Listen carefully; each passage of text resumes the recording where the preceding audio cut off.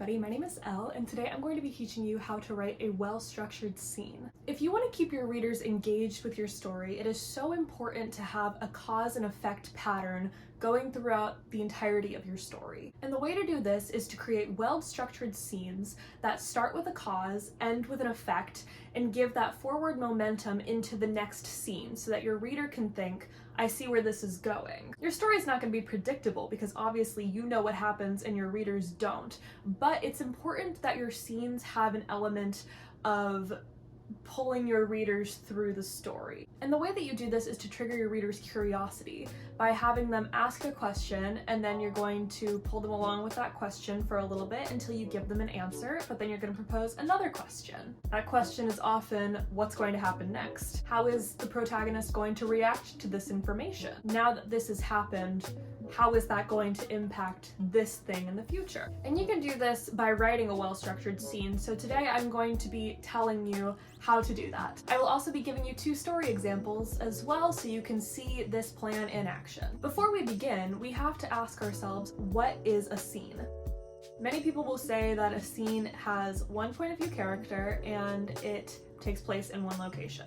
But I want you to go past that and not think of a scene as a change in location, but as a change in information. A scene should happen over the course of 5 to 10 pages. It does not mean the beginning of a chapter to the end of a chapter, but every scene should be a mini arc of change where your character is going to get closer to their goal by learning new information, changing their mental state, going to a new place. The main thing here is that something has changed. And with every scene, your character is going to have to put more effort into achieving their goal, and the stakes are going to be raised, obviously. But the main thing is that every 5 to 10 pages of your novel, something needs to change for your character, and that is going to impact the way that they're going after their overarching goal of the story. So let's talk about the structure of a good scene. When you first begin a scene, a reader is going to expect a couple of things. The first thing is you should immediately tell them where the scene is taking place and when it is taking place. Has your character moved from where they originally were in the last scene,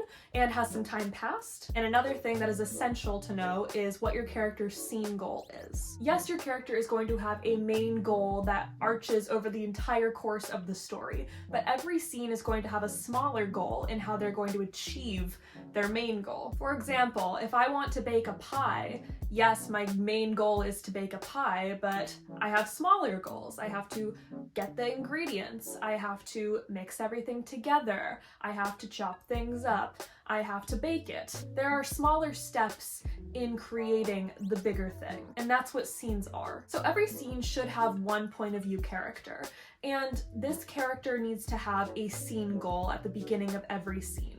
And like I said, a scene is not just one location, it is a difference in knowledge. Your character's scene goal does not need to be complex. Like I said with the baking metaphor, if your character wants to go to the grocery store to buy groceries, that can be their scene goal. The goal can also be very complex, such as professing their love to somebody or confronting the villain. But while they may enter the scene with this goal, there needs to be an incident that gets in the way of them achieving this goal. This can be a very small little hiccup, but it is going to force your protagonist to adjust the way that they are achieving this goal. Or they may just change their goal entirely. There will be progressive complications with all of this until there is a turning point. And that turning point is when your character is going to have to make a decision of how they want to move forward. This turning point can rather be active, where it is a physical thing stopping your character from being able to achieve this goal, or it could be more of a mental thing where they learn new information and they realize that they may have to change the way they're doing things. Once this happens, your character is going to have to make a decision on how they want to move forward.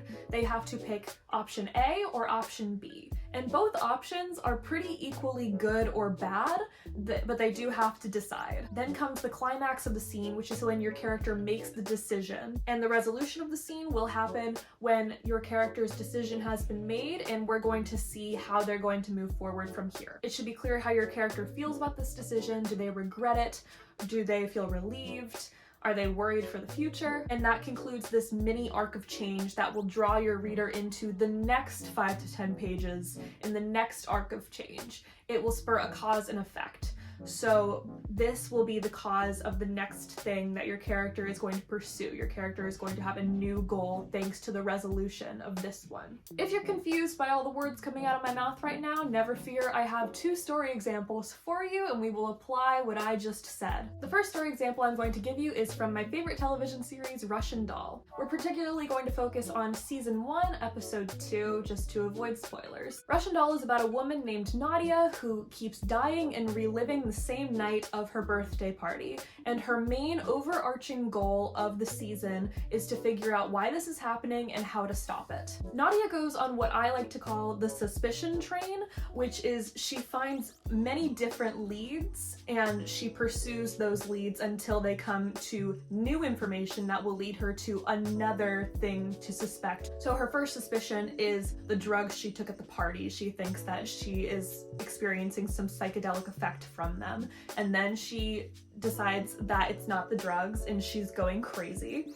And when she realizes actually she's probably not crazy, it might just be the building that this is happening in. It's her going on a chain of events, cause and effect. This is a dead end, but I have new information that will lead me to this lead now. So episode 2 of season 1 is Nadia thinking that the drugs are the reason that she keeps dying and reliving the same night. So episode 2 of season 1 is Nadia waking up and immediately suspecting that the drugs are the reason that this happened to her. She asks her friend for the number of the drug dealer who gave her the drugs, and then she goes to meet up with this drug dealer. This is her scene goal. She wants to find out more about the drugs that she was given to see if they could be producing a psychedelic effect that is causing her to trip like this. She meets up with the drug dealer and he tells her that it's pretty basic stuff, nothing that she hasn't experienced before, and Nadia says that it rather has to be the drugs or her that's the problem, and she really doesn't want her to be the problem because her mom has a whole history of mental illness. That is more of a thematic element of season 1 of the show,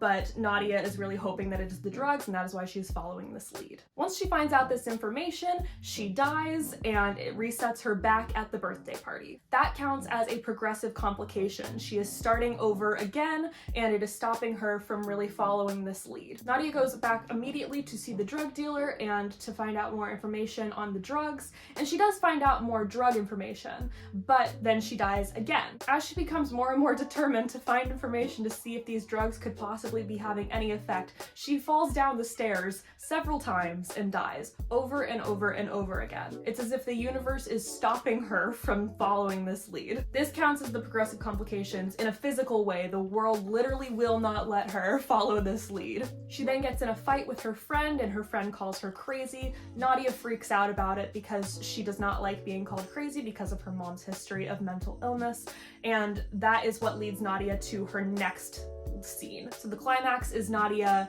taking a bunch of drugs, falling asleep on the couch, and then moving on to the next lead of, yeah, I'm crazy. That is going to lead her into a whole new mini arc of change where she's going to have to confront her mom's mental illness, and she's going to talk to her godmother about this. Again, the stakes are raising. We're going from maybe it's the drugs to maybe it is my own mental state. And the resolution tells that Nadia is not very happy about this decision. It's hitting a little bit too close to home. And now we have completed this mini arc of change. We are getting closer and closer to the core. This is why the show is called Russian Doll, because you have to get to the littlest tiny little Matryoshka doll inside yourself and really confronting that trauma. So I think that Russian Doll is a really, really good example of pulling people through the story in a literal way of it starts as something really big and then you have to get to the main tiny little deal that is there. If that wasn't your jam though, I have another story example for you, and that is going to be S.E. Hinton's The Outsiders. In all fairness, I picked a completely random scene from this. I didn't want it to be a really big scene because I want an example of a pretty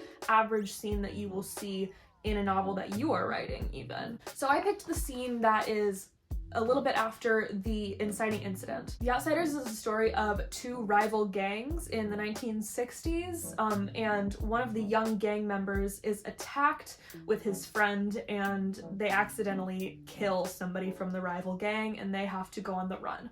So the inciting incident is when they accidentally kill the rival gang member, and I picked the scene after they come back to consciousness and realize what they've done. So we immediately establish that they are in the park, and the scene pretty much opens with Ponyboy's friend Johnny saying we should go see Dally, who is their friend who is a criminal. He's experienced murder before, probably, and so they believe that Dally will know what to do. That is their scene goal. They are going to go see Dally. The incident that hinders them from following their scene goal is that Dally is at a party right now. He is not in a fantastic mood. He's also suggesting that he has to tell Ponyboy's family about what happened, and Ponyboy is like, absolutely not, let's not do this. The crisis moment comes when Dally suggests that he knows of an abandoned church far away.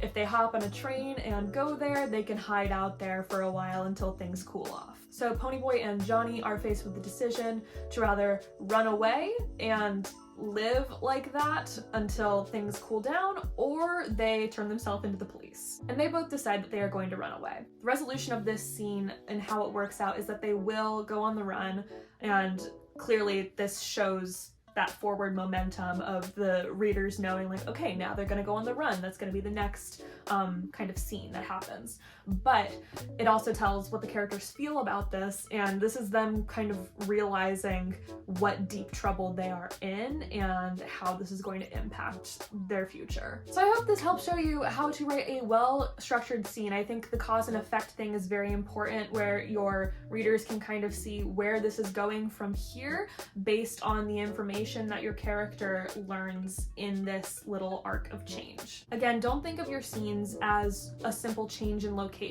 Think of your scenes as changes of information. Your characters are going to learn something new or be led to something else that is going to start the cause and effect of the next scene. This is how you pull your readers along, and they're going to want to continue to read the next chapter because they already have an idea of what's going to happen based on what they just read. Thank you all so much for watching.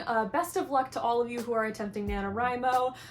It is hard, I will say that, but I hope that this will at least help you with the structuring of your novel a little bit. Again, thank you all so much, and I will see you all in my next video. All right, bye!